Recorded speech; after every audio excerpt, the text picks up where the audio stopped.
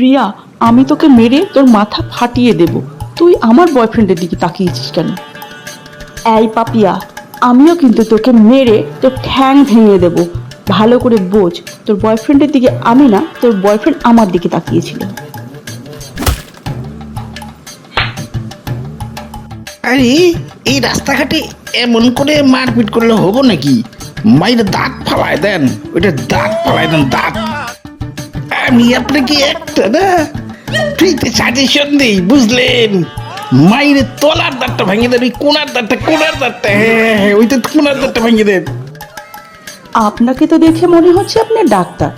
ডাক্তারবাবুরা কি কাউকে কখনো মারপিট করতে উৎসাহ দেয় নাকি? এ বাবা, আপনাকে তো অন্য রকমের মানুষ মনে হচ্ছে। আপনি কে মশাই? আমাদের মাঝখানে এসে বারবার করে দাঁত ভাঙার কথা বলছেন। আর আপনার এখানে কি ফায়দা আছে বলুন তো? ফায়দা ফায়দা তো আছে, নাহলে কি এমনি ফ্রিতে আপনাকে সাজেশন দেই নাকি? তা কি ফায়দা আছে শুনুন। আমি হলাম দাঁতের ডাক্তার, আর আমার কয়দিন ধরে ব্যবসা ঠিকঠাক চলতেছে না, তাই ভাবলাম যে দাঁত যদি আপনারা দুইজনের মধ্যে একজন ভাঙেন, তাহলে সে দাঁতটা মেরামত করে আমি পয়সা কামাবো। ওই যে আপনার পেছনে দেখেন আমার দাঁতের ক্লিনিক, ওইখানে যাওয়া লাগবো, বেশি দূরে না, অল্প পয়সায় করে দিব। তাই একটু বলতেছি ভাঙে দেন, একে অপরের দাঁতটা ভেঙে দেন।